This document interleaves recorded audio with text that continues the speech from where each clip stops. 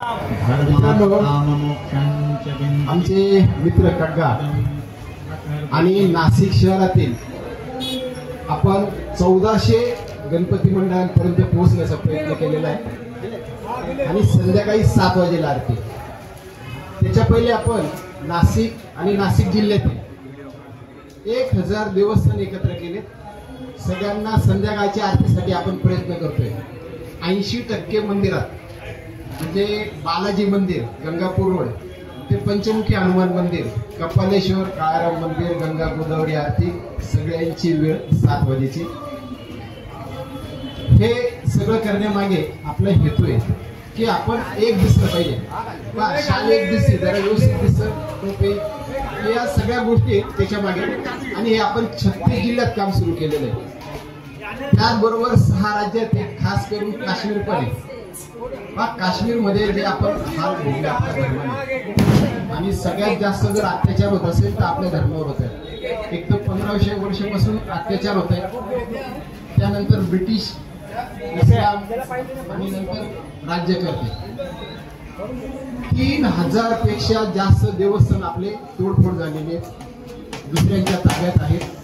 आणि म्हणून त्यांना माहिती आपलं मर्म कोणतं आहे, म्हणजे त्यांना आपलं हृदय माहिती। आपलं हृदय म्हणजे आपलं देवस्थान आहे प्रत्येकाचं। देव कोणते असू ह्या ठिकाणी त्यांनी आक्रमण करताना सगळे मंदिरांना तोडण्याचा प्रयत्न केला आणि नेमके आपण तिथे कधी पडलो, आपण मंदिर वाचवण्यामध्ये काम।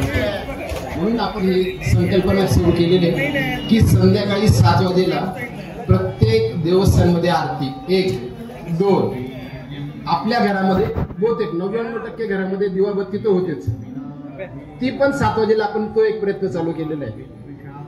तिसरा पर्याय आपला आणखी आपला वार शनिवार।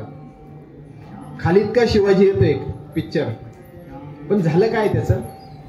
सुनील भाऊ सोमवारी आंदोलन करताय, नंदू भाऊ मंगळवारी करताय, हे बुधवारी करताय, कोणी शुक्रवारी कोणी म्हणजे प्रत्येक जण वेगवेगळ्या तारखेला वेगवेगळ्या वेळेला वेगवेगळ्या ठिकाणी करतायत।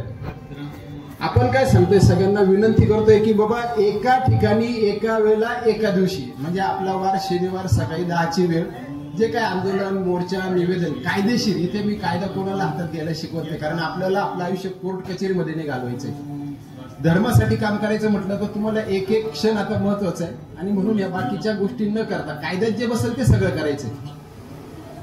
याचा फायदा असा होणार आहे की समजा काही मंदिर आहेत, आपण की काश्मीरचं उदाहरण मी परत देतो।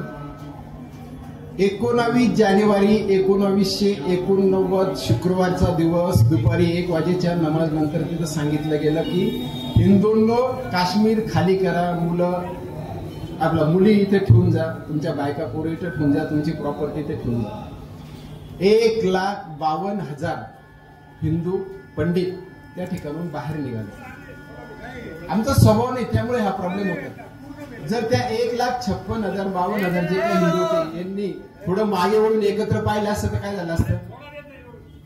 एक जालियानवाला बाग हत्याकांड माहिती सगळ्यांना, तिथे जेवढे गोळ्या मारणार होते सगळे भारतीय होते आणि ऑर्डर देणारे एकच ब्रिटिश होतं। फक्त त्याच्यातल्या एकाने मागे वळायला पाहिजे होतं आणि त्याला गोळी घातली पाहिजे होती। ह्या बऱ्याच गोष्टी की आपल्या ह्या डोक्याच्या बाहेर गेल्या। आपल्याला शस्त्र, शास्त्र आणि संघटन ह्या 3 गोष्टीवर आपण काम करतो। एक त्याचबरोबर आपल्या धर्मात सगळ्यात मोठी अडचण आहे शारीरिक क्षमता, म्हणजे तुमचं शरीर तेवढं ताकदवान पाहिजे, तुमचं मन तेवढं बलवान पाहिजे। आणि ह्या 2 गोष्टी असेल तर प्रत्येकाकडे धन येतं। याच्यात जर कोणाला अडचण असेल मला सुनील भाऊशी तुम्ही चर्चा करा। आपण ह्या गोष्टीवर पण काम करतोय की जे आपले लोक आर्थिक अडचणीत सापडत आहेत त्यांना कसं बाहेर काढतील। फक्त धर्म नाही, त्याबरोबर कर्म पण करावं लागणार आहे आणि कर्म करताना काही अडचणी येतात। माझा अनुभव बराच मोठा आहे, त्यामुळे आपण या गोष्टींना महत्व देतोय आणि हे माझ्या माहितीप्रमाणे 700 पेक्षा जास्त ठिकाणी मी ह्या गोष्टी सांगितल्या। कपालेश्वरला आपण जर कधी महाशिवरात्रीला जात असेल 1-1.5 लाख पब्लिक त्या ठिकाणी गंगा घाट आणि त्या ठिकाणी सगळं असतं, त्या ठिकाणी पण हे सांगितलं। आतापर्यंत बऱ्याच लोकांना आपण हे सांगतोय। आपल्याला विनंती, आजपासून तुम्ही देवस्थान समितीचे प्रचार कराल। संध्याकाळी 7 वाजेची आरती। आता बऱ्याच लोकांना प्रश्न पडतो, मी तर गाडीत असेल, मी तर दुकानात असेल, त्याचाही पर्याय आपण शोधून ठेवलाय। विश्वास रेडिओवर संध्याकाळी 7 वाजेला विश्वास रेडिओ संध्याकाळी 7 वाजेला शुभंकर होते. आपण ते पण त्यांच्याकडून विनंती करून चालू करून घेतलेली. हे फार महत्वाचं आहे. सगळ्यांनी सातची वेळ धर्मासाठी, धर्मयोद्ध्यासाठी. जय श्रीराम, जय श्रीराम. धन्यवाद श्री